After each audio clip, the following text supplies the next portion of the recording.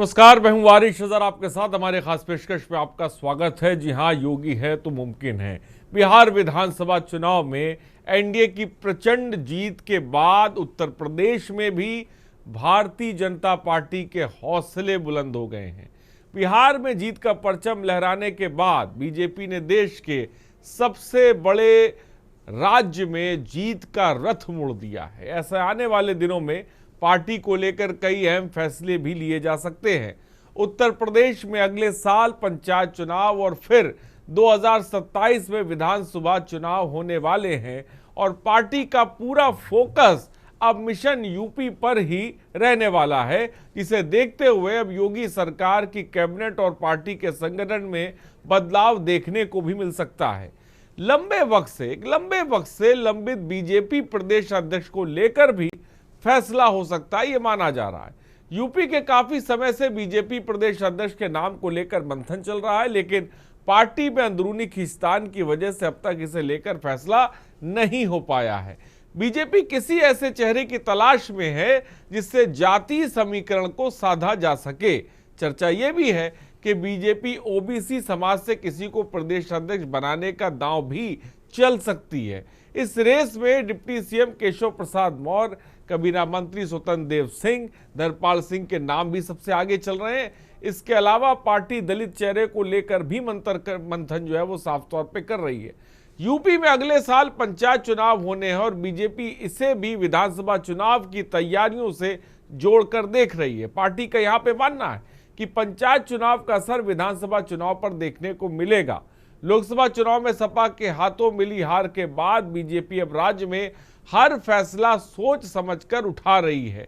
बिहार के बाद उत्तर प्रदेश में भी इस महीने से एसआईआर की प्रक्रिया शुरू हो गई और राज्य में 22 साल बाद कराए जा रहे मतदाता सूची के विशेष गहन पुनरीक्षण पर भी पार्टी ने पूरी नजर बनाई है। वहीं दूसरी ओर समाजवादी पार्टी के अध्यक्ष अखिलेश यादव पहले ही साफ कर चुके हैं कि अगर एसआईआर में कोई भी गड़बड़ी हुई तो वो सुप्रीम कोर्ट जाएंगे। सपा भी एसआईआर पर निगरानी के पीडीए प्रहरी बनाएगी और उत्तर प्रदेश में काफी समय में कैबिनेट में बदलाव की चर्चाएं भी तेज हैं। इन सब के बीच देखना दिलचस्प होने वाला है कि बिहार चुनाव की वजह से अगर बात हम करें तो पिछले महीने सीएम योगी ने इसको लेकर दिल्ली में प्रधानमंत्री मोदी, राष्ट्रीय अध्यक्ष जेपी नड्डा और गृह मंत्री अमित शाह से भी मुलाकात की। सवाल बड़ा है, ना जाति, ना पाति, ना धर्म, ना मजहब, सिर्फ सुशासन और विकास पर विश्वास। बिहार विधानसभा चुनाव के जनादेश का यही संदेश है। ये मुद्दा सभी अन्य मुद्दों पर भारी रहा, लेकिन इन जनादेश का यूपी के पस मंजर में देखा जाए तो क्या संदेश है, ये बहुत अहम है। इन सबके बीच बहुत अहम सवाल भी आपकी टीवी स्क्रीन पर चल रहे हैं। ताबड़तोड़ रैलियां जो मुख्यमंत्री योगी आदित्यनाथ ने करी, फायर ब्रांड नेता जो है वो रहे। बिहार की जीत से यूपी में विजन को ऑक्सीजन मिलेगी, ये बड़ा सवाल है। बीजेपी का एमवाई समीकरण का क्या सपा के पास, क्या विपक्ष के पास काट है? बिहार में सीएम योगी ने 30 जनसभाएं और एक रोड शो आपको बता दे किया। योगी के भाषणों में कानून व्यवस्था, बुलडोजर मॉडल, हिंदुत्व और राष्ट्रवाद प्रमुख मुद्दे रहे। अखिलेश ने भी रैलियां करी और उसमें बेरोजगारी, महंगाई, सामाजिक न्याय के मुद्दों ने भी उन्होंने उठाए, लेकिन कुछ खास असर नहीं देखने को मिला। क्या नई पीढ़ी ने बदला सियासी रंग है जो बात बीजेपी एमवाई की कर रही है? बिहार की जीत से यूपी विजन को ऑक्सीजन मिलेगी, ये अहम सवाल है।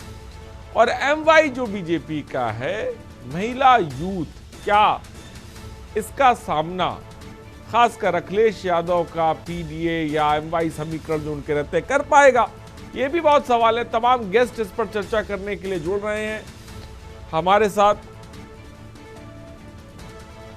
तो साफ तौर पर बिहार के चुनाव से एक बड़ा जो जनादेश आया, उससे यूपी के मद्देनजर एक संदेश भी जा रहा है, क्योंकि हमने देखा कि बिहार में मुख्यमंत्री योगी आदित्यनाथ ने ताबड़तोड़ रैलियां करी और उस रैलियों का भी असर माना जा रहा है। और ये माना जाता है बिहार में कई जगहों पर मुख्यमंत्री योगी आदित्यनाथ को बुलाया जा रहा था, फायर ब्रांड नेता के तौर पे उन्हें देखा जा रहा है बीजेपी के। तो अब जो 30 जनसभाएं की एक रोड शो बिहार में योगी आदित्यनाथ ने किया, उसका असर साफ तौर पे दिखा। कानून व्यवस्था, बुलडोज मॉडल, हिंदुत्व और राष्ट्रवाद प्रमुख मुद्दे रहे, उसको जो है जनता ने साफ तौर पे पसंद भी किया। अखिलेश के भाषणों में बेरोजगारी, महंगाई, सामाजिक न्याय तमाम चीजें रहीं, लेकिन कहीं ना कहीं ये वोटों में तब्दील हो नहीं पाई। और जिस तरह से हमने देखा कि महागठबंधन किया जिसको लेकर जो परफॉर्मेंस रहा, वो साफ तौर पे महागठबंधन के भविष्य पर सवाल भी खड़े कर रहा है। वहीं बीजेपी का जो खासकर एनडीए का जो परफॉर्मेंस देखने को मिला बिहार में, वो एक तरह से बीजेपी के लिए ऑक्सीजन भी है। आने वाले 2027 के चुनाव के मद्देनजर अगर देखा जाए, उससे पहले पंचायत चुनाव भी है। पंचायत चुनाव छोटा चुनाव होता है, गली मोहल्लों का चुनाव होता है, लेकिन उससे भी कहीं ना कहीं हद तक संदेश बहुत बड़ा जाता ही है। और तमाम गेस्ट हमारे साथ जुड़ रहे हैं। हरीश श्रीवास्तव बीजेपी के प्रवक्ता हमारे साथ है। हरीश जी बहुत बहुत स्वागत है। विवेक पांडे समाजवादी पार्टी के प्रवक्ता है। विवेक जी बहुत बहुत स्वागत है। मेहंदी हसन कांग्रेस के नेता हमारे साथ जुड़ गए, आपका बहुत बहुत स्वागत है। शशिकांत पांडे राजनीतिक विश्लेषक है, हमारे साथ जुड़ गए, आपका भी बहुत बहुत स्वागत है। और आलोक त्रिपाठी वरिष्ठ पत्रकार भी हमारे साथ जुड़ गए, आप सबों का सबसे पहले बहुत बहुत स्वागत है। और सबसे पहले हरीश श्रीवास्तव जी की तरफ रुख करते हैं। हरीश श्रीवास्तव जी, बिहार का जो जनादेश आया, ये यूपी के लिए एक बहुत बड़ा संदेश कहा जा रहा है कि यूपी में बीजेपी को इससे ऑक्सीजन साफ तौर पे मिलेगी। सबसे पहले मैं समझना चाहूंगा, क्या कहेंगे आप? यूपी के लिए संदेश नहीं है, ये पूरे देश के लिए एक बड़ा संदेश है।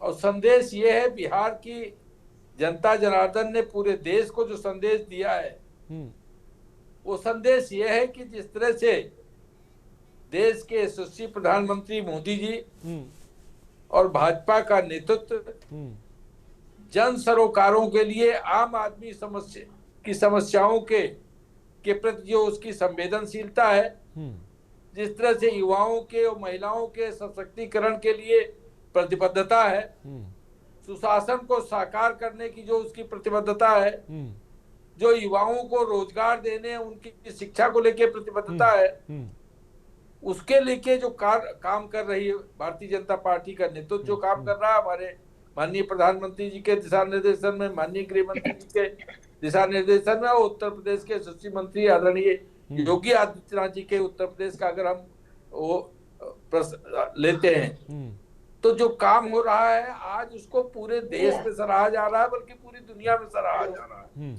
विपक्ष जन सरोकारों के प्रति उसकी प्रतिबद्धता के लिए उसके पास कोई मुद्दे नहीं है। नहीं हरीश जी, वहां पर तो MY समीकरण की बात करी गई, प्रधानमंत्री ने कल कहा। हरीश जी बात करता है, वो वोट चोरी की बात करता है। भाजपा संविधान के अनुसार जो लोकतांत्रिक संस्थाएं और सशक्त हो, चुनाव आयोग जो संवैधानिक संस्था है और सशक्त हो, चुनाव फ्री एंड फेयर हो, उसको लेके जो चुनाव आयोग SIR के तहत पुनरीक्षण अभियान, मतदाता पुनरीक्षण अभियान करके फर्जी वोटरों को बाहर करने का काम कर रहा, और सभी जो बूथों के निवासी हैं उनका वोटर लिस्ट में नाम दर्ज हो, उसके लिए जो चुनाव आयोग काम कर रहा है, उसका विरोध इनका मुद्दा है। चलिए मैं हरीश जी आपके पास आऊंगा। हमारे साथ विवेक पांडे समाजवादी पार्टी के प्रवक्ता। विवेक पांडे जी, क्या ये एक जिसे कह सकते हैं कि जिस पर हम बात कर रहे हैं कि जो नई राजनीति है, जिसमें युवाओं का भी साफ तौर पे हमने देखा, महिलाओं का भी, जिसको बीजेपी कह रही है कि ये हमारा MY समीकरण है, इसका सामना कैसे करेगी समाजवादी पार्टी या विपक्ष, इसके बारे में बताएं। क्योंकि नई पीढ़ी ने सियासत का रंग बदल दिया है, क्या वो सियासत का रंग अखिलेश यादव समझ नहीं पा रहे हैं? देखिए, मंच पर उपस्थित सभी सम्मानित पैनलिस्टों को पहले तो मैं प्रणाम करूंगा। अपनी बातों को अनुमोदन के साथ अभिव्यक्त करने की अनुमति पूरे मंच से चाहूंगा। जी। और आपके दर्शकों को भी बहुत बहुत प्रणाम मिला जी।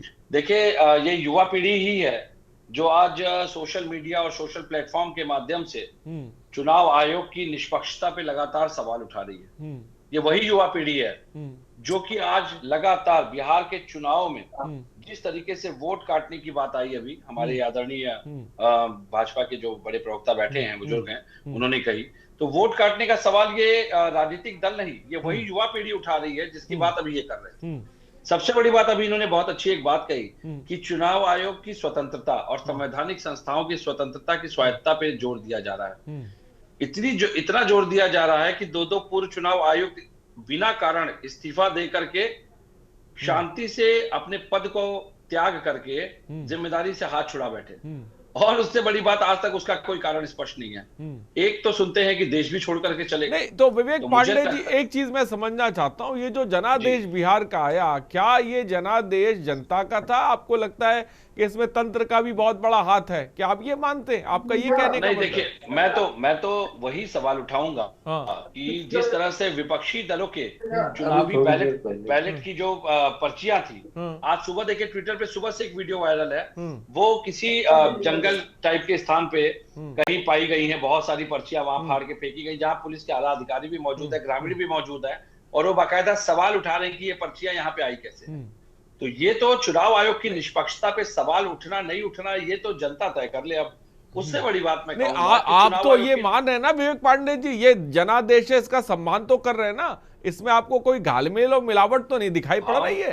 क्योंकि हमेशा हम देखते हैं विपक्ष को जब वो उसकी हार होती है या परफॉर्मेंस बेहतर नहीं होती है तो तंत्र पे ठीकरा फोड़ने लग जाता है, सिस्टम पे ठीकरा फोड़ने, लेकिन जब जहां जीत हो जाती है वहां फिर कोई दिक्कत नहीं रहती है। इस बार ये एक कदम आगे चले गए। इस बार ईवीएम की बात किसी ने नहीं की, देखिए ना ईवीएम पे कोई सवाल उठे। इस बार इन्होंने सीधे वोट ही काट दिए। मैं तो सिंपल एक सवाल पूछ रहा हूं, इनकी निष्पक्षता ये साबित कर दे। चुनाव आयोग के ऊपर जब सवाल उठाया राहुल गांधी जी ने इजरायलियन ब्राजीलियन मॉडल को लेकर के, तो भाजपा चुनाव आयोग को डिफेंड करने के लिए प्रेस कॉन्फ्रेंस क्यों कर रही थी? चुनाव आयोग को स्वयं आके जवाब देना था, पहला सवाल।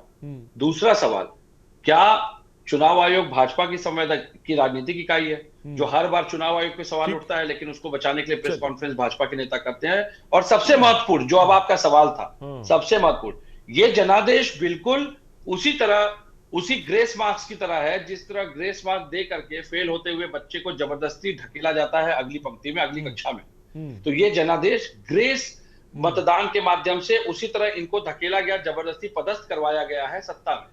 ये अगर जनादेश होता, जनता अगर इस बात को तय, ठीक है, मैं तो पूछ रहा हूं, राजद को 1,20,00,000 के आसपास वोट मिला। देखिए बात है, मैं चाहूंगा, ठीक है विवेक पांडे जी, मैं आऊंगा।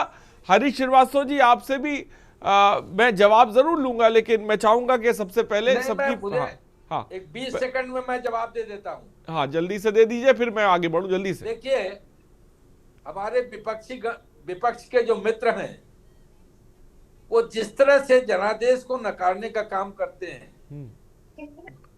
जो एनडीए की लैंडस्लाइड विक्ट्री के बावजूद वहां की जनता जनार्दन जिस तरह से एनडीए के पक्ष में खड़ी हुई, उसको अगर नकार करके अपनी पीठ थपथपाना चाहते हैं तो इनको मुबारक हो। चलिए ठीक है, मैं आऊंगा आपके पास। ठीक है, मेहंदी हसन साहब, विपक्ष कैसे लड़ेगा 2027 की जंग? ये भी एक सवाल अब मुबाए खड़ा हो गया है। जो बिहार का जनादेश आया, अब उसके बाद ये आ रहा है कि आपने तमाम सियासी पैतरे अपनाए, तमाम नहीं, ठीक है, हरीश जी मैं आता हूँ।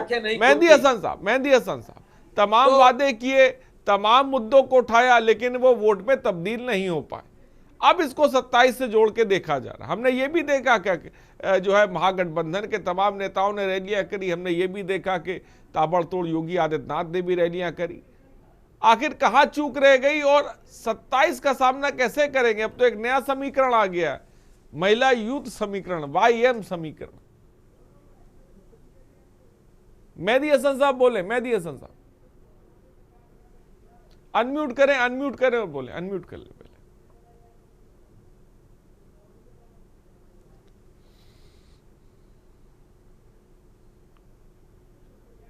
हाँ, मेहंदी हसन साहब, आपकी आवाज नहीं आ रही है, आपकी आवाज हम तक नहीं आ पा रही है, तो शायद। हाँ जी, बोलिए मेहंदी हसन साहब, अब आपकी आवाज आ रही, बोलिए। जी अमीश भाई, देखिए पूरा देश, सबसे तो पहले आप सबको प्रणाम जी। और आज पूरा देश भारतीय जनता पार्टी के भी जो हमारे प्रवक्ता, उनको भी जिस तरह से जीत हुई है, जिस तरह से जिताया गया, उसकी भी बधाई दे दें। जो भी है, जिस तरह से हुई है, पूरा देश जानता है कि 65 लाख वो वोट उसमें डाले गए। उसके बाद नए वोटरों को जोड़ा गया, पुरानों को काटा गया।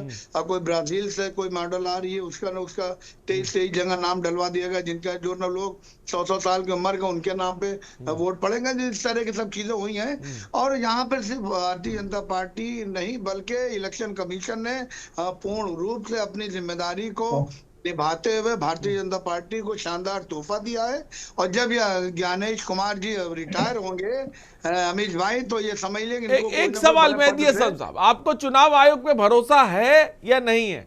एक सवाल में जवाब सुनिए। आपको पूरा देश जाना कहा, हाँ, सुनिए हाँ। पूरा देश जाना, जब राहुल गांधी जी ने सवाल किया, उसका जवाब देना चाहिए। वो जवाब नहीं, मेरा सवाल का जवाब दे दीजिए। मैं अपना सवाल जान, आपको चुनाव आयोग पे भरोसा है या नहीं है? हाँ या ना में के? नहीं, भरोसा, सुनिए, भरोसा अगर ईमानदारी से काम करेगा अवश्य है। मतलब ये कहना है कि ईमानदारी से नहीं लड़ रहे हैं, तो भैया आप क्यों चुनाव लड़ रहे हैं जब आपको भरोसा नहीं? पहले इसको सेटल करिए, मामले को जाकर कहीं कोर्ट में जाकर क्यों लड़ रहे हैं? आसानी से थोड़ा हम तो अपनी बात रखी ना है। राहुल गांधी जी ने कई बार मंच से आगे प्रेस कॉन्फ्रेंस करके सारी चीजें तत्व बिल्कुल सामने रख दिया। उसके बाद और आप कर रखिए जवाब। मेहदी हसन साहब, मेरा सवाल सुनिए। मेहदी हसन साहब, मेरा सवाल, आपको चुनाव आयोग पे भरोसा नहीं है, SIR प्रक्रिया आपको ठीक नहीं लग रही है, तो मेरे कहने का मतलब मेहदी हसन साहब ये कि भाई आप चुनाव काहे लड़ रहे हैं? जब आपको व्यवस्था पर ही भरोसा नहीं है, तो कम से कम व्यवस्था पे भरोसा करने के लिए पहले कम से कम विश्वास होना चाहिए। जब भरोसा नहीं है तो क्या मतलब है चुनाव लड़ने का, रैलियां करने का, राहुल गांधी के जमीन पे जाने का? अगर यही होता, याद होगा 77 के लमसम इंदिरा गांधी जब पूर्ण रूप से सारी सीटें जीत गई, अपोजिशन के पास एक भी सीट नहीं थी, लेकिन इंदिरा गांधी जी ने बड़ा दिल दिखा के 2 सीटें खाली कराई, जिसमें 2 सांसद बनाए गए। तो यहाँ ये नहीं है, जब तक अपोजिशन नहीं रहेगा तब तक सत्ता दारियों को सही और गलत का फैसला नहीं वो पता चलेगा। लेकिन आज राहुल गांधी जी और पूरा विपक्ष सामने आके राहुल जी के नेतृत्व में इंडिया गठबंधन ने उन राहुल जी के नेतृत्व में आके अपनी बात रख रहा है। लेकिन जवाब इलेक्शन कमीशन को देने का बजाय भारतीय जनता पार्टी के बड़े बड़े मंत्री और बड़े बड़े प्रवक्ता, ठीक है, मैं आता हूँ हरीश जी आपके पास। हरीश जी मैं आऊंगा, इसका जवाब भी लूंगा आपसे पास, लेकिन और भी गेस्ट है, मैं चाहूंगा उनकी प्रतिक्रिया आज। मैं आऊंगा थोड़ा सा रुक जाइए, मैं मौका दूंगा, सवाल जवाब का मौका जरूर दूंगा। शशिकांत पांडे जी राजनीतिक विशेषज्ञ हमारे साथ है। शशिकांत पांडे, जो ताबड़तोड़ रैलियां हमने मुख्यमंत्री योगी आदित्यनाथ की देखी, मैं ठीक है शशिकांत जी, मेरी आवाज आप तक पहुंच रही है? शशिकांत जी मुझे सुन पा रहे हैं? हाँ, मेरा सवाल ये नहीं कोई इलाज नहीं है। नहीं, सारे मंत्री आपके वहां बिहार के अंदर डेरा डाले हुए हैं। मेहदी हसन साहब रुक जाए, हरीश श्रीवास्तव जी रुक जाए, मेहदी हसन साहब 1 मिनट रुक जाए, 1 मिनट प्लीज रिक्वेस्ट है हमारी, रुक जाए। शशिकांत जी, आप इस बिहार चुनाव को, इससे जो संदेश निकलता है उसको किस तरह से देखते हैं? शशिकांत जी, मेरा सवाल आपसे, बिहार चुनाव से निकले संदेश को, मैं ठीक है हरीश जी 1 मिनट रुक जाए, हरीश जी प्लीज मेरी रिक्वेस्ट है, हरीश जी रुक जाए, आप सभी रुक जाए। ऐसे बात नहीं होती ना, किसी के समझ में आता है, जनता भी देख रही, उसको कुछ समझ में नहीं आएगा क्या किस विषय पे बात हो रही है और क्या बात हो रही। शशिकांत पांडे जी, मेरा सवाल आपसे ये है कि जो बिहार का जनादेश आया और मुख्यमंत्री योगी आदित्यनाथ की जो 30 जनसभाएं रहीं, ताबड़तोड़ जनसभाएं रहीं, उसका भी असर माना जा रहा है कि बिहार के चुनाव पे बहुत पड़ा है।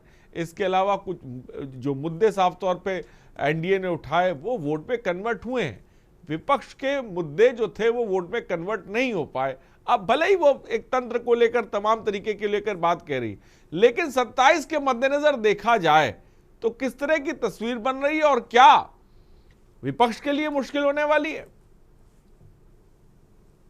ये सबसे पहले तो मैं आपके चैनल के माध्यम से सभी महानुभावों को नमस्कार करता हूं।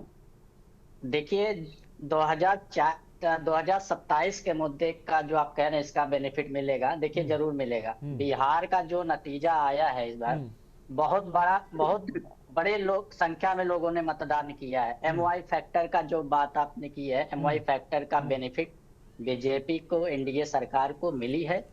देखिए 6 महीने पहले ही सुनिए अरे एक मिनट रुक जाइए मेहंदी हसन साहब, मेहंदी हसन साहब थोड़ा धैर्य रख लीजिए। कांग्रेस के साथ यही समस्या होगी, आप थोड़ा धैर्य तो रख लीजिए। देखिए कांग्रेस की समस्या क्या, अपनी प्रॉब्लम जो है, जो कमी है उसकी पार्टी में, उसकी बात नहीं करती है। और जो कमी बताइए जरा, मैं आपके पास कमी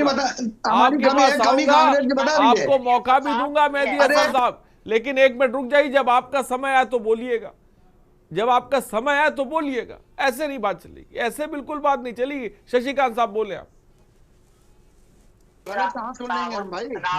राहुल जी ने जो वोटर कार्ड वाला सबके सोशल मीडिया दिखाया था, फोटो किसी और का था, और उसी को बताया कि वो जो है फोटो लगा के जो है गलत तरीके से बीजेपी और एनडीए की जो गठबंधन सरकार है उन्होंने उसका दुरुपयोग किया है इलेक्शन में। लेकिन लास्ट में क्या हुआ, बिना सोचे समझे राहुल गांधी जी तो ऐलान तो कर देते हैं, लेकिन बाद में उसका जो नतीजा आता है वो उनको ही नुकसान कर देता है, उनकी पार्टी को ही नुकसान पहुंचाता है। सुन लिए, जब सैया भाई कोतवाल तो डर काहे का हो, सब पूरा देश जानता है, पूरी दुनिया जानती है, पूरी दुनिया जानती है। राहुल जी के बारे में आप हमें ना बताएं। राहुल जी एक वाहिद ऐसे नेता है जिसने बता दिया कि ये होगा, तब होगा। नोटबंदी को आपको वापस लेने को बंद किया, अब आपने कहा काला धन वापस नहीं आए। आप अपनी बात बताइए, एक्सेप्ट ही नहीं करते हैं। आप अपना व्यूज बताइए। बीजेपी का प्रवक्ता बन के बात ना करिए, बीजेपी का प्रवक्ता बन के बात ना करिए। स्वतंत्र रूप का पत्रकार का एक आदर सम्मान होता है, निष्पक्ष होकर अपनी बात करें।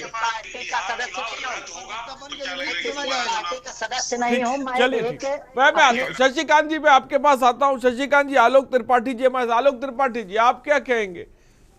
क्या बयान दिया है? नहीं ठीक है शशिकांत जी, मैं आपके पास आता हूँ। आलोक त्रिपाठी जी आप क्या कहेंगे? जो बात मेहंदी हसन साहब कह रहे हैं, जो बात कांग्रेस विपक्ष कह रहा है कि भाई जब हम देखते हैं कि चुनाव में परफॉर्मेंस बेहतर नहीं होती, तंत्र पे इंजाम लगाया जाता है, चुनाव आयोग पे इंजाम लगाया जाता है, इस बात से आप कितना इत्तेफाक रखते हैं आलोक त्रिपाठी जी? शशिकांत पांडे जी मैं आपके पास आऊंगा।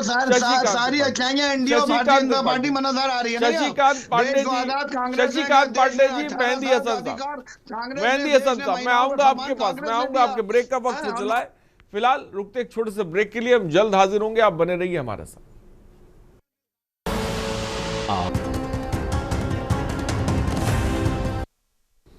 तो ब्रेक के बाद आपका स्वागत है, और आज हम बात करें योगी है तो मुमकिन है। जिस तरह से ताबड़तोड़ हमने रैलियां मुख्यमंत्री योगी आदित्यनाथ की देखी, और भी तमाम बड़े दिग्गज नेताओं ने रैली करी, लेकिन हमने देखा कि वोट में तब्दील वो नहीं हो पाई।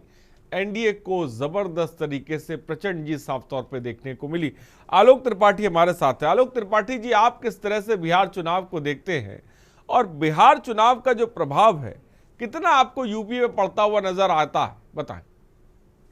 आरिफ भाई, ये लोग शांत हो। नहीं देखिए मेहंदी हसन साहब ये तरीका बिल्कुल ठीक नहीं है। मेहंदी हसन साहब और शशिकांत पांडे जी, आप एक मिनट के लिए प्लीज चुप है। शशिकांत जी आप चुप हो जाए, मेहंदी हसन जी चुप हो जाए। ऐसे नहीं देखिए, मैं मुझे म्यूट करना पड़ जाएगा, आपकी आवाज नहीं जा पाएगी।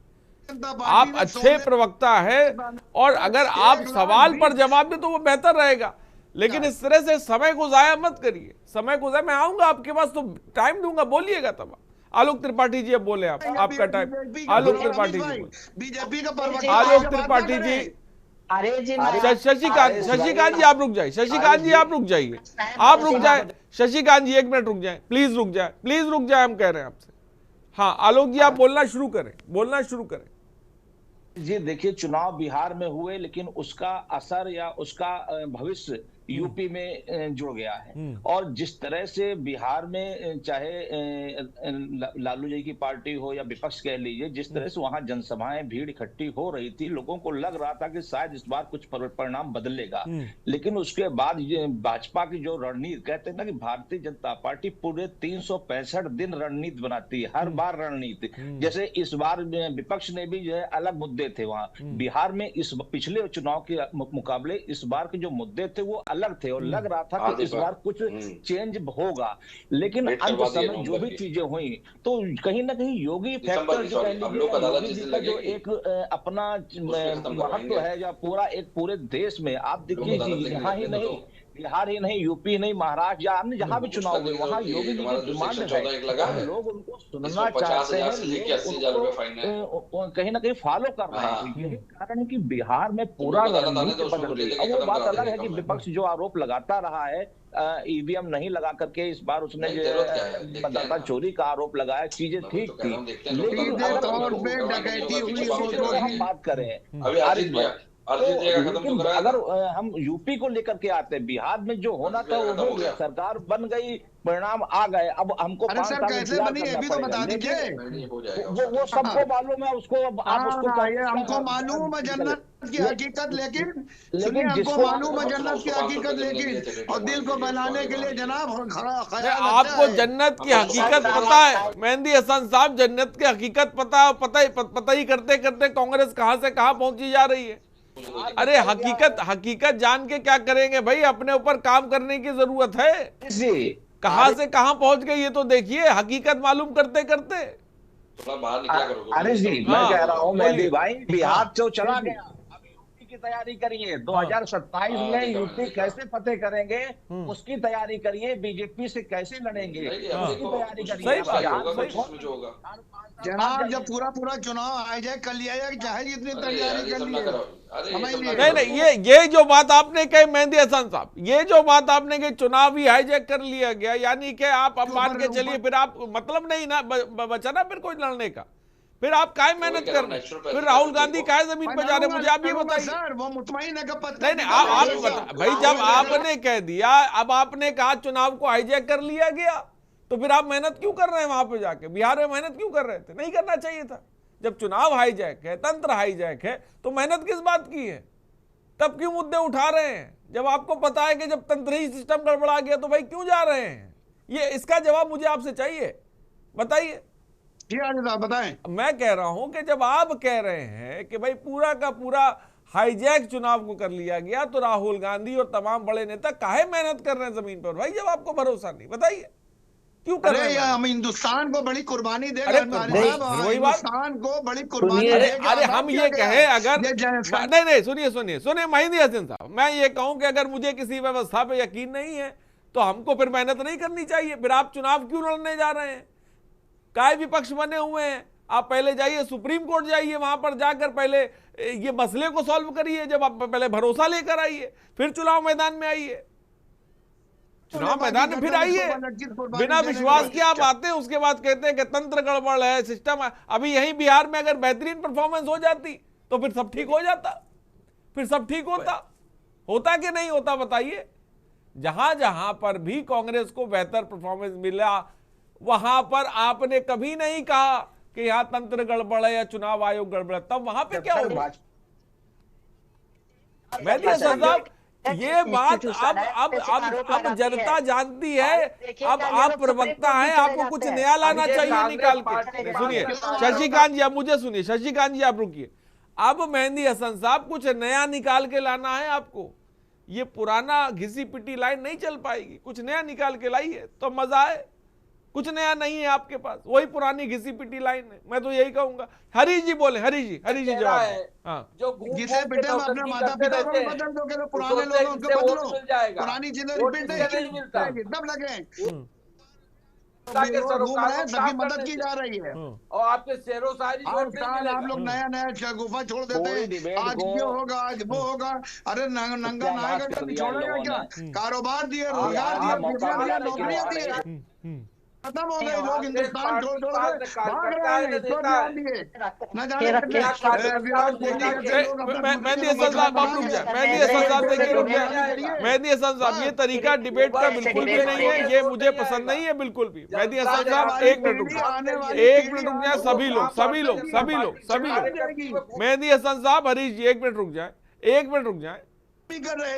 ठीक है, बात आ गई, ठीक है, बात सब चुप हो गए, मैं आऊंगा आपके पास, विवेक जी हमारे साथ है, विवेक पांडे जी। समाजवादी पार्टी के लिए कहा जा रहा है कि भी आने वाले समय में जिस तरह से हमने बिहार चुनाव देखा, कहा कि अब भाई मुश्किल का सबब बनता हुआ नजर आ रहा है। अब एक नया समीकरण भी साफ तौर पर जिक्र आ रहा है। कैसे महागठबंधन को लेकर अब आप आगे चलेंगे, बताएं विवेक पांडे जी। आप हमको डिबेट में बैठाएं, हमसे भी सवाल लेंगे। मैं आपके पास आ रहा हूँ, आपके पास आ रहा हूं जवाब लेने के लिए। विवेक पांडे जी के बाद मैं आप ही के पास आऊंगा, आप ही के पास आऊंगा, धैर्य रख ली। विवेक पांडे जी आपको आपकी तरफ से तो बोल ही रहे हैं सब लोग। मैं बोलूं, समाजवादी पार्टी और कांग्रेस जात पात और तुष्टीकरण की राजनीति करते रहे, अब जनता बिल्कुल सही बात कर रहे हैं। चुकी है। आप देश में बांटिएगा, देश को 2 टुकड़ों में बांट रहे, उसके बाद बताना समाजवादी पार्टी और कांग्रेस कर रही है। रोजगार चाहिए, उन्नति चाहिए। अरे कितने लोगों को आपने रोजगार दे दिया, बता दिए। आज नौजवान 50 लाख नौजवान बेरोजगार घूम रहे हैं। पकौड़े आपने बिकवा दिया, पकौड़े। अरे हरीश जी आप जो बोल रहे हैं वो कुछ समझ में नहीं आ रहा। मेहंदी हसन साहब, थोड़ा सा आपको डिबेट की मर्यादा को बना के रखने की जरूरत है। अगर आप हर के बीच में बोलेंगे तो बात किसी को समझ में नहीं आएगी। मैं चाहूंगा आप अच्छे प्रवक्ता हैं और जो स्क्रीन पे लोग देख रहे हैं वो समझें कि आप क्या बोल रहे हैं, कम से कम समझ में आना चाहिए ना। तो इसलिए थोड़ा सा रुक जाए हरीश जी। हाँ, डिबेट को डिरेल करना ये कहीं से उचित नहीं है बिल्कुल भी। मैं आप सबों से कहना चाहता हूँ विवेक जी अपनी बात को पूरा करें, फिर मैं हरीश जी आपके पास आता हूँ। 1 मिनट रुक ले, विवेक जी बोले। चलिए, मंच पे दोनों ही प्रवक्ताओं ने अपनी जिम्मेदारियों के साथ ये दर्शा दिया कि मुझे लगता है कि ये मंच एक को जीतने की खुशी नहीं है और एक हार के दुखी है। मुझे लग रहा है कि सबसे बड़ी बात ये समझिए, ये मंच है। इस मंच पे जो इस तरह की बातें हो रही हैं, ये बहुत अच्छा संदेश नहीं जा रहा है, चाहे राजनीतिक सत्ता दल जीतने वाले के लिए हो चाहे हारने वाले के लिए। सही बात। मंच की मर्यादा होती है, मंच की डिबेट होती है। और एक बात बड़ी स्पष्टता से बता दूं, चाहे भाजपा के हमारे आदरणीय हो चाहे कांग्रेस के, दोनों ही हमसे वरिष्ठ हैं, लेकिन प्रवक्ता पार्टी की पोशाक और उसका संस्कार होता है, प्रवक्ता पार्टी का संवाद होता है। और जिस तरीके से आप दोनों इस पे बैठ के लड़ रहे हैं, मुझे लगता है ये बहुत अच्छा संदेश नहीं जा रहा। नहीं जाएगा, मजाक समझेंगे लोग। ठीक है, बोले। मैं निवेदन करूंगा, आप दोनों बड़े हैं, मैं निवेदन करूंगा। विवेक पांडे जी, हरीश, मुझे लगता है मेहंदी हसन साहब सोच के आए। मेहंदी हसन साहब सोच के आए, सोच के ही आए हैं, उनके दिमाग में है। ठीक है, विवेक पांडे जी बोले। विवेक पांडे जी, कर रहा हूं कि कृपया आप दोनों मंच की गरिमा बनाइए। मैं अपने मुद्दे पे आ रहा हूं जी, बोलिए। ठीक है, देखिए अभी समाजवादी पार्टी की बात हुई, समाजवादी पार्टी की चुनौतियों की बात हुई। आपको याद है पूर्व लोकसभा में भी इसी तरह का प्रचंड अहंकार इनके सर पे चढ़कर दौड़ रहा था, और उसके बाद जो परिणाम आए, किस तरीके से इनको दूसरी पंक्ति पे, दूसरे पायदान पे ढकेलने का काम हमने किया। तो मैं चाहता हूं कि भाजपा इसी जीत के अहंकार में चले, भाजपा इसी तरीके से अपनी रणनीति का अहंकार में चले, और भाजपा इसी तरीके से ये मान के चले कि वो आगामी चुनाव विधानसभा के भी पूरी उत्तर प्रदेश में जीतने जा रही है। इन्होंने अभी क्या कहा, जातिवाद। कुटुंब सम्मेलन को आप किस दृष्टि से देखते हैं? जो उत्तर प्रदेश में कुटुंब सम्मेलन होता है, जब आपके आदरणीय मुख्यमंत्री जी बैठ करके मंचों पे अपनी जाति की बात करते हैं, तो उसको आप जातिवाद की परिभाषा देंगे कि नहीं देंगे? जातिवाद की दृष्टि से उसको देखा जाए या ना देखा जाए? जिस तरह से उत्तर प्रदेश के प्रशासनिक अमले में, और ये मंच में सभी लोग सहमत करेंगे, आलोक भैया चूंकि निष्पक्ष पत्रकार हैं, वो तो पहले इस बात को बखूबी जानते हैं, उत्तर प्रदेश में जिस तरीके से इस समय चरमोत्कर्ष ठाकुरवाद चल रहा है, क्या इसको आप जातिवाद नहीं मानते?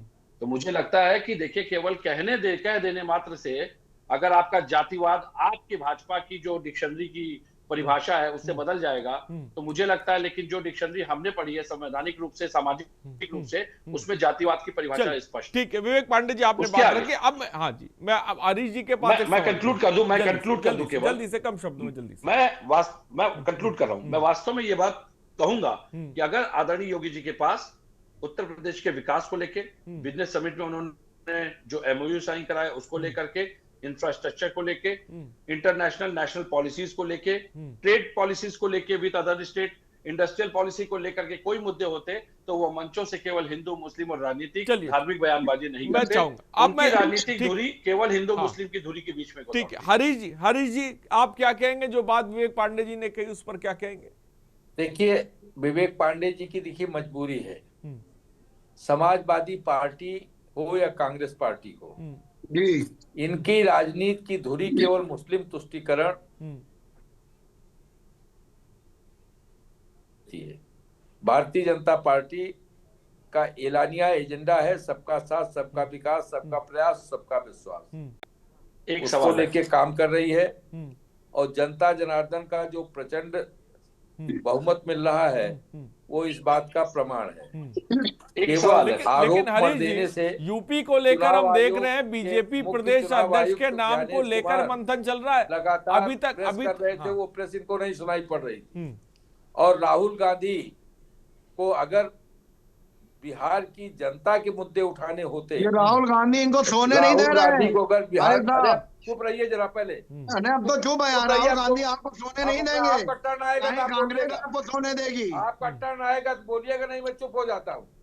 हाँ, डिबेट को डिटेल मत करिए। काहे देर ना करें, कहा राहुल नहीं, गांधी का आपका टर्न आए तो आप बोलिए।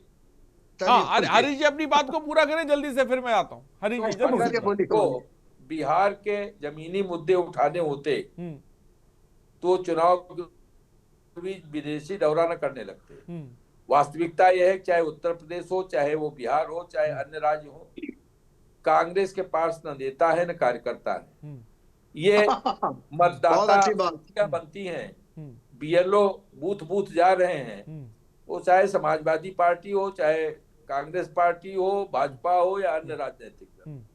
अगर कोई राजनीतिक दल अपने लोकतंत्र के प्रति जो दायित्व है उसके प्रति सिंसियर है तो उसके कार्यकर्ताओं को चाहिए। लेकिन एक ये हरीश जी एक सवाल मेरा यहाँ पर आपसे, हरीश जी यूपी को लेकर जो बड़ी बड़ी बातें दावे की रोते रहना। हरीश जी मेरा सवाल ले लीजिए, मेरा सवाल हरीश जी आप सुनिए मेरी बात। धज्जियां उड़ाने का काम ठीक, हरीश जी जो बात बड़ी करके 24 की लोकसभा में आपको कुछ सीटें मिल गई तो आप ओवर कॉन्फिडेंस में हैं, लेकिन जनता जनार्दन बता रही है। एक समस्या आपके यहाँ भी चल रही है, आप कह रहे हैं उनके नेता नहीं है, लेकिन ये बताइए बीजेपी प्रदेश अध्यक्ष के नाम को लेकर अभी सहमति क्यों नहीं बन पा रही? जो नेतृत्व, जो राजनीतिक दल का नेतृत्व जनता जनार्दन के जवाबदेह होगा, हरीश जी साथ जनता खड़ी होगी। हरीश जी ठीक है, हरीश जी एक मिनट रुक जाए, मुझे लग रहा है कि आप तक मेरी आवाज पहुंच रही है नहीं पहुंच रही। हरीश जी बीजेपी प्रदेश अध्यक्ष के नाम को लेकर जो मंथन चल रहा है और खबरें ये भी हैं कि पार्टी में अंदरूनी खींचतान भी है यूपी के अंदर, ये स्थिति से कैसे निपटेंगे ये भी तो बताइए। रोने से काम चलने वाला नहीं है। आपको जनता जनार्दन के वर्डिक्ट के सच को स्वीकार करना होगा अगर लोकतंत्र में आप अपनी भागीदारी सुनिश्चित करना चाहते हैं तो। और केवल ब्लेम गेम करने से, केवल आप मोदी जी को गाली देते रहे। ठीक, विवेक पांडे जी जवाब दें, फिर मैं आगे जाऊं। आप सोचे हैं कि जनता जनार्दन का समर्थन मिल जाएगा तो हरीश जी बात आ गई, समर्थन भी आपका जा रहा है। ठीक है, आपके चुनाव परिणाम आपके सामने है। ठीक है, विवेक जी जवाब दें। मैं इनको जवाब तो तब दूं जब ये सवाल सुने। मैं यही तो इतनी देर से निवेदन कर रहा हूँ, आपके सवाल नहीं सुन रहे, मेरे सवाल नहीं सुन रहे। मुझसे बस एक सवाल का जवाब दे दीजिए। या इन्होंने अभी एक नारा दिया है सबका साथ सबका विकास, जिसका अर्थ होता है कि सभी को मुख्य धारा से जोड़ना। चलिए बताइए, बिहार चुनाव में या उत्तर प्रदेश के पूर्वगामी चुनाव में आपने कितने मुस्लिमों को टिकट दिया था, और बिहार में भी आपने कितने लोगों को टिकट दे दिया? जरा ये बताइए, सबका साथ सबका विकास करने के लिए आपने कितने मुस्लिम समुदाय के लोगों को टिकट दिया? मेरी बात आ जाए, मेरी बात पूरी हो जाए। क्योंकि आप ये नहीं कह सकते कि मुस्लिम आपको वोट नहीं देता, पसमानदाओं को आपने वोट दे आपके पैमाने पर टिकट नहीं देंगे। भारतीय जनता पार्टी नेतृत्व का अपना पैमाना है। सभी छोटी छोटी जातियां 5 किलो राशन देंगे, लेकिन 5 किलो राशन की भीख दिखा करके राशन पहले की सरकारों में भी मिलता था। ये जो 5 किलो राशन का जुमला फेंकते हैं आप, ये मंच पे जानते हैं सब लोग कि राशन कार्ड में पहले भी मुफ्त राशन मिलता था, केरोसिन भी मिलता था उसके साथ, और तेल भी मिलता था। वो इन्होंने बंद कर दिया। 5 किलो राशन का जुमला मत फेंकिए। चलिए, मुख्य धारा से क्यों नहीं जोड़ते? मुख्य धारा से क्यों नहीं जोड़ेंगे पिछड़े समाज को? विवेक पांडे जी ठीक है, बात आ गई। मैं आता हूं आपके पास। मेहदी हसन साहब कुछ कहना चाहते हैं, मेहदी हसन साहब बोले। ये उनको दबा कुचला बना के रखना चाहते हैं, चाहते नहीं कि हरीश श्रीवास्तव जी, विवेक की बात आ गई। मेहदी हसन साहब बोले, फिर मैं हाँ ठीक है, मेहदी हसन साहब बोले, फिर मैं शशिकांत जी के पास आता हूँ। आलोक जी मैं आपके पास भी आ रहा हूँ, आलोक जी मैं आपके पास भी आ रहा हूँ, शशिकांत जी आपके पास भी आ रहा हूँ। मेहदी हसन साहब जल्दी से बोले, अपनी बात को मुकम्मल करें, पूरी तरह से अपनी बात को पूरा करें। देखिए क्यों नहीं महागठबंधन काम कर पाया? जिस तरह सरकार बने, ये खास सुरक्षा बिल कांग्रेस ने दिया, शिक्षा का अधिकार कांग्रेस ने दिया, नौजवानों को 18 साल का रोजगार कांग्रेस ने दिया, कारोबार व्यापार में जो कारोबार की बढ़ोतरी कांग्रेस के वक्त में हुई, आज सब तबाह बर्बाद हो गया, देश के पास कुछ है नहीं, ये सिर्फ धर्म और जाति की बात करते हैं। सही बात की हमारे समाजवादी पार्टी के प्रवक्ता छोटे भाई ने हमारे कि देखिए सबका साथ सबका विकास कहाँ हुआ, इनकी पार्टी में न जाने कितने अल्पसंख्यक लोग हैं, किसी को अधिकार मिला नहीं मिला। ये सिर्फ जुमले की सरकार है। तो मेहदी हसन साहब, क्या आप कांग्रेस ने हार मान ली?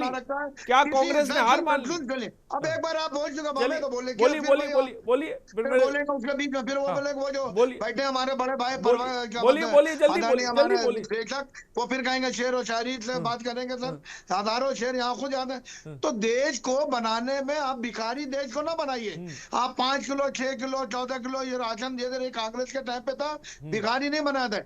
1 रुपए 2 रुपए 3 रुपए मोटा अनाज, छोटा अनाज, मोटा अनाज 1 रुपए में, उससे छोटा 2 रुपए में, और उससे 3 रुपए में। ये भिखारी ने देना है तो काम दिए, रोजगार दिए। आज ये बताइए आज देश का नौजवान क्या कर रहा है? पकौड़े बेच रहा है देश का नौजवान।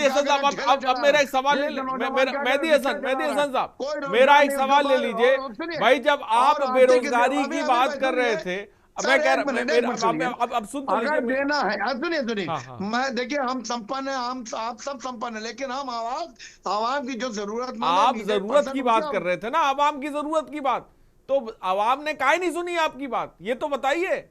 जब आप तो जरूरत की बात कर रहे थे, आप बुनियादी बेरोजगारी और तमाम चीजों की बात कर रहे थे, तो आवाम ने आपकी काहे नहीं सुनी? हमने दिया ना, आपको याद होगा 2009-2011 में पूरे मुल्क में क्राइसिस हो गया था फाइनेंशियली, लेकिन स्वर्गीय मनमोहन सिंह जी ने यहाँ पे फाइनेंशियली इतने हालात, वित्तीय हालात इतने मजबूत कर दिए थे, करीब 60 लाख फॉरेन यानी यूरोप कंट्रीज और बाहर के लोग यहाँ पे नौकरियां कर रहे थे।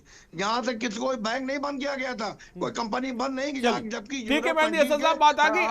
चलिए सारे ज्यादातर बैंक बंद हो गए थे। शशिकांत पांडे की बात, शशिकांत पांडे के बारे में ठीक है, अगर बुलाया तो नहीं, मैंने बोलना दे दिया, मैंने दे दिया आपको वक्त, आपने तो सबसे ज्यादा बोला डिबेट में, मैंने दे दिया। Please Shashikant Pandey ji, Shashikant Pandey ji, UP BJP, 5 line सुनिए, अगर देना तो रोजगार दिया, दोनों चलिए ठीक है। शशिकांत पांडे यूपी बीजेपी की अगर बात करें, यूपी बीजेपी की खास ठीक है, मैं चाह रहा हूँ मेहदी हसन साहब को म्यूट कर दिया जाए, सभी को म्यूट कर दिया जाए, सभी को म्यूट कर दीजिए। ये तरीका ठीक नहीं बिल्कुल भी। शशिकांत पांडे जी सब म्यूट है, मेहदी हसन साहब भी म्यूट है। मेरा कहने का मतलब यूपी बीजेपी के सामने कौन कौन सी समस्याएं साफ तौर पे खड़ी हुई हैं, क्योंकि हम देख रहे हैं कि अभी बीजेपी को प्रदेश अध्यक्ष को लेकर बड़ी खींचतान चल रही है, इस मसले से भी बाहर निकलना है। यूपी बीजेपी की अगर बात की जाए, भाई बिहार में परफॉर्मेंस अच्छा रहा, लेकिन यूपी के पस मंजर में अगर देखें तो अभी कौन कौन सी चीजें आगे खड़ी हैं यूपी बीजेपी के सामने? देखिए, बिहार के चुनाव का जो नतीजा है उससे यूपी के चुनाव पे असर बहुत ज्यादा पड़ेगा, ऐसा नहीं है, क्योंकि योगी फैक्टर जो है उनका भी एक चेहरा है, उनका भी स्ट्राइक रेट कम नहीं है, बहुत ज्यादा है लोगों के बीच में। प्रधानमंत्री के बाद दूसरे नंबर पर मुझे लगता है योगी जी को ही ज्यादा पसंद करते हैं लोग। खैर ये तो बात की बात है। देखिए, यूपी का चुनाव जो आप कह रहे हैं उस पे विकास को लेके जो मुद्दा उठता है, विकास रोजगार को लेके, उस पे भी जो है क्या है, विकास हुआ है ऐसा नहीं है, सबको साथ लेके लोग चलते हैं। मैं गौरव पांडे जी यहाँ पे हैं, सपा के प्रवक्ता, मैं उनसे बात, मैं देखिए एक बात मैं समाजवादी पार्टी को भी लेके कहूँगा। भाई विवेक पांडे उनका नाम है, विवेक पांडे माता विवेक जी। देखिए, समाजवादी पार्टी जो है ये जमीनी स्तर पे काम अच्छा करती है, मैंने भी देखा। मैं ये ऐसा नहीं कह रहा हूँ कि समाजवादी पार्टी काम नहीं करती है, बस एक चीज क्या है, देखिए समाजवादी पार्टी को माफिया लोगों को जो टिकट मिलता है उसकी वजह से कहीं न कहीं पीछे रह जाती है, लेकिन ये भी अपने शासनकाल में अच्छा काम किए हैं, रोजगार दिए हैं।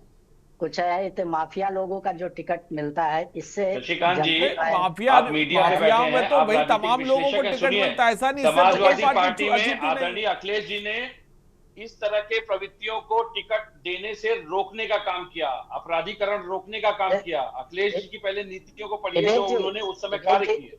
विवेक जी बात तो सुनिए, मैं ये नहीं कह रहा हूँ कि अखिलेश जी ने जो है और उस कार्य की वजह से अखिलेश जी को कितना झेलना पड़ा वो आलोक भैया से पूछिए, वो पत्रकार है, उनको बखूबी पता है।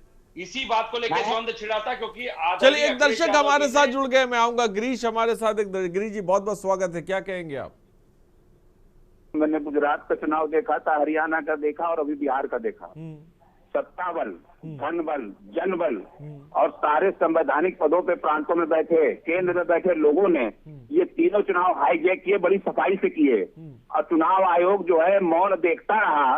चुनाव आयोग कोई व्यवस्था नहीं करता। मैं देश के चीफ जस्टिस ऑफ इंडिया से अनुरोध करता हूँ कि कमेटी बनाकर समीक्षा कराएं कि प्रचार के कौन कौन से तंत्र किस किस चुनाव में लागू होंगे, क्योंकि अगर इस तरह से होगा कि देश का प्रधानमंत्री, गृह मंत्री, सारे मुख्यमंत्री, सारे सत्ता बल किसी भी प्रांत में पहुंच जाए, किसी भी चुनाव में पहुंच जाए, तो वहाँ छोटे छोटे दल क्या जीत पाएंगे इनसे? ये हाईजैक किए जा रहे हैं चुनाव और देश बड़े खतरे की ओर जा रहा है। आपकी बात आ गई, आपने अपनी बात को रखा, अपने नजरिए को रखा। आलोक त्रिपाठी जी आप क्या कहेंगे? मैं आपका भी कमेंट चाहूंगा। मुझे 3 मिनट का समय दीजिएगा क्योंकि बहुत कम समय मिला है। जल्दी से। पहली चीज चुनाव के पहले, मतदान के पहले बटोगे तो कटोगे, और सत्ता मिलने के बाद सबका साथ सबका विकास, आज तक मुझे समझ में नहीं आया। दूसरी चीज, जब चुनाव होता है लोग विकास की बात करते हैं, ये बिल्कुल बेईमानी है। अगर विकास के नाम पे वोट मिलता तो मुझे लगता है यूपी के अंदर सबसे पहले बसपा की सरकार को पुनः बनना चाहिए था, समाजवादी पार्टी की सरकार को पुनः बनना चाहिए था, लेकिन ऐसा नहीं हुआ। तो इसलिए हम विकास की बात तो करते हैं लेकिन चुनाव किसी और मुद्दों पे होता है।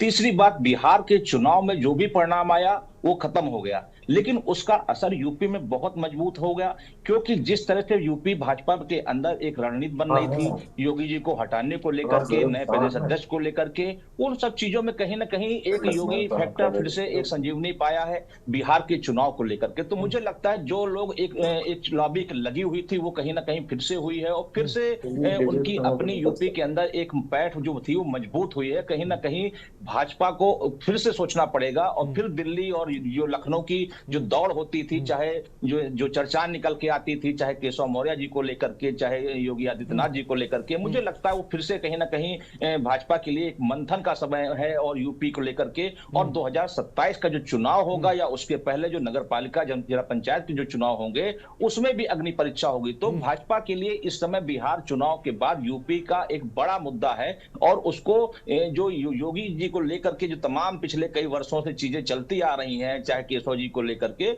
उसके लिए कहीं ना कहीं एक बिहार का एक जो परिणाम है वो काफी असरकारी होगा। लेकिन इस बीच महागठबंधन को लेकर क्या कहेंगे आलोक त्रिपाठी जी? आलोक त्रिपाठी जी, मैं आता हूँ। 2027 में भारतीय जनता पार्टी पुनः 2017 300 के पार होगी। आलोक त्रिपाठी जी, महागठबंधन को लेकर क्या कहना चाहेंगे? यूपी बीजेपी को लेकर तो आपने बता दिया, समाजवादी पार्टी को लेकर क्या सोच रहे हैं आप? क्योंकि अखिलेश यादव ने भी रैलियां करी थी बिहार में, उन्होंने भी जमीनी मुद्दों पे, लेकिन वो वोट में तब्दील नहीं हुआ। आरिश भाई, महागठबंधन में नेताओं की कमी नहीं है, लेकिन नेताओं में आपसी सामंजस्य नहीं, क्योंकि भाजपा में एक अलग तरह की राजनीति है। भाजपा में जो भी उनके सहयोगी हैं वो भाजपा के कहीं ना कहीं दबाव में रहते हैं, लेकिन समाजवादी पार्टी, कांग्रेस हो या जितने भी अन्य दल हैं वहां कोई दबाव में नहीं है। वहां सबकी अपनी अपनी अलग रणनीति, सबको राष्ट्रीय स्तर का बनना है, सबको अपनी पार्टी के सांसद विधायक की संख्या बढ़ानी, वो जो अपनी चीजें हैं में वो फायदा भाजपा को मिलता है। अगर हम वो तालमेल बैठा ले जाते हैं तो मुझे लगता है शायद बिहार का चुनाव परिणाम भी कुछ अलग होता। ठीक है, शशिकांत पांडे जी, फाइनल कमेंट। देखिए, जो बीजेपी का प्रदेश अध्यक्ष की बात हुई थी, देखिए कोई भी चुनाव बीजेपी जब भी लड़ती है तो अपना जो चेहरा है वो सामने जो है प्रेजेंट नहीं करती है, चुनाव के नतीजे के आने के बाद ही जो है चेहरा जो है प्रेजेंट करती है।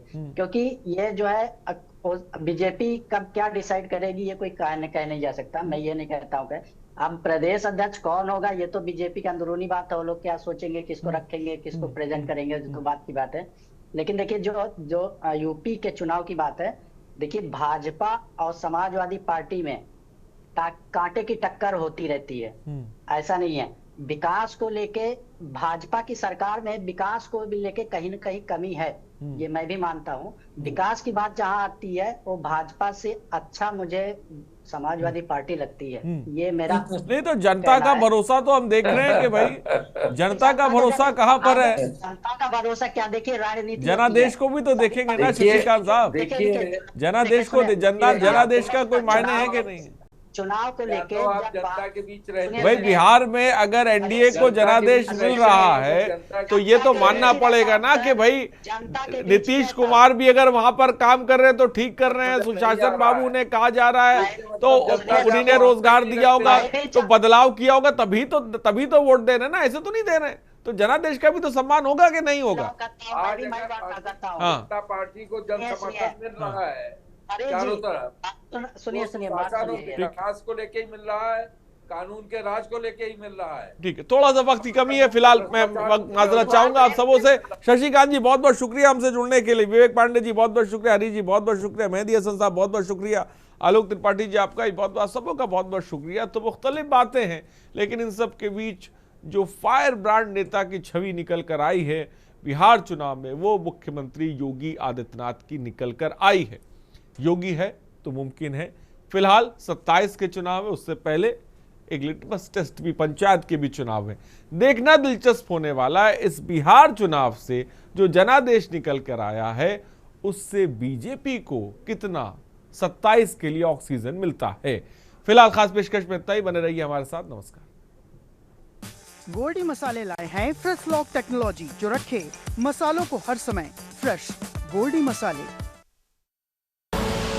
आप देख रहे हैं के न्यूज़, खबरों का सारथी।